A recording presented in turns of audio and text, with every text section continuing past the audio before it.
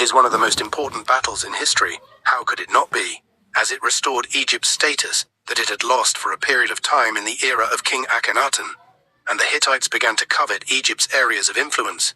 So King Ramses II rushed to confront them, and the Battle of Kadesh took place in Syria, which was a turning point in Egyptian-Hittite relations.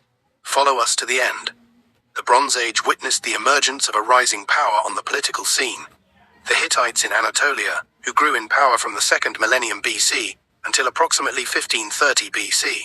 They replaced Bab, the great power in the region, and began trying to expand at the expense of their neighbor, the Egyptian kingdom.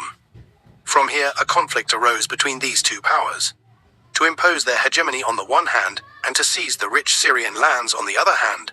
But with the ascension of King Amenhotep IV, or as he is known as Akhenaten, to the throne of Egypt, which ignites a religious revolution in the country, he disbelieved in the god Amun and called for the worship of one god, which is the sun disk, or as it is known as the god Aton, divided the country, and the situation became disturbed, and Egypt became a target for enemies who were lying in wait for it, especially the Hittites, who exploited those conditions in order to lead an alliance in the Syrian region and control many cities that were loyal to the Egyptian kingdom and subjugate them with little effort. It was among them was the city of Kadesh, located in Syria, which enjoyed an important strategic location and was a major hub in global trade at that time. Thus, Egypt lost many of its areas of influence in Western Asia, without King Akhenaten moving to meet the requests for help that were sent to him by the princes of the Asian cities loyal to Egypt in what was known as, with the speeches of Tel El Amarna, and with time, the Hittites became more powerful and bolder enough to fortify the areas and cities that were on the Egyptian borders, or the cities that they had recently controlled, after the death of Akhenaten and the failure of his religious revolution, and the return of the country to the worship of Amun again and other traditional Egyptian deities, and the stability of the affairs of government for the King Horemheb. In the end, the latter, who was the last king of the 18th dynasty, organized the internal affairs of Egypt and restored security and stability to it. But he did not solve the problem of Hittite incursions into the Syrian region conclusively. After the death of Horemheb, one of the army leaders, Ramses I, took the throne of Egypt, thus establishing the 19th dynasty.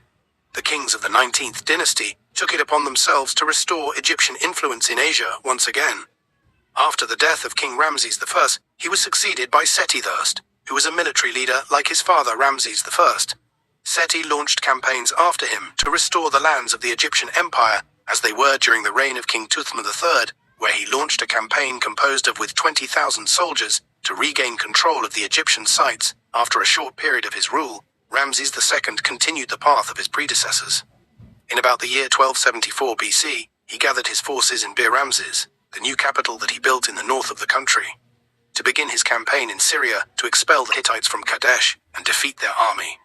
Ramses II divided the Egyptian army into 4 divisions, Amun and Setar, which are the names of the great gods of Egypt. Ramses II crossed Palestine and reached the Dog River near Beirut with his armies, where he erected a memorial tablet. He regained the province of Amur from the Hittites. In order to control Syria, Ramses II moved with his armies in the 5th year of his reign.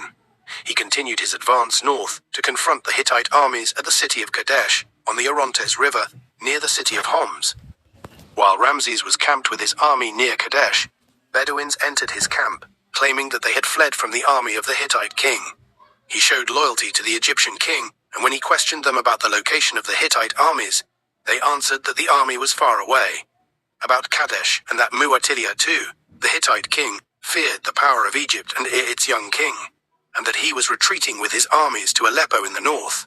But the truth is that these Bedouins were spies planted by the Hittites, and Muwatalli II had made Kadesh the center of his armies and had actually fortified Kadesh, and the war chariots and infantry were. The Hittites were waiting above the city, and Muwatalli II had requested the support of 19 of his allies from regions in Anatolia and Syria, and he had also hired mercenaries to assemble the Hittite king. The largest army his country had ever seen, Ramses II, arrested some other spies who had revealed the truth about the forces of the second citizen, and that the Hittites were all in Kadesh and on their way to cross the Orontes River and surprise the Egyptian army. But this news came too late. In his enthusiasm to seize Kadesh and defeat the Hittites, and without verifying the truth of what the Bedouins had said, Ramses II cut off his Amun battalion from the rest of his army and crossed the ford of the Orontes River, then reached a high place northwest of Kadesh. He set up camp there, waiting for the rest of the army to arrive, so he could continue on the trail of the Hittite army, which he thought was in the north, according to what the two spies had told him. Then, after he learned the truth, he hastily sent messengers to the other 3 legions before the Hittite war chariots stormed his camp. It was an opportunity not to be missed. It compensates for the Hittites who crossed the ford of the Orontes River and surprised Ramesses II, who, as we mentioned, had committed the tactical line of leaving large spaces between his legions. The Hittites attacked the Kara legion and completely destroyed it, thus cutting off communication between Ramesses and the rest of his legions. Then the Hittites continued their advance and attacked the Amun legion, which lost many as a result. His soldiers, and with Ramesses II retreating to gather his forces, the Hittites believed that this was a sign of their imminent victory and reduced the intensity of their attack. This was the gap that Ramesses II needed, who personally led repeated attacks against the Hittites and defended them to the river. Fortunately, Ptah's division arrived to prevent the defeat of the Egyptian army. The battle turned in favor of the Egyptians, and the Hittite army, which had been victorious, began to retreat due to the heavy losses. In an attempt to escape from the forces of Ramesses II, the Hittite forces set out to the Orontes River, but many of them drowned.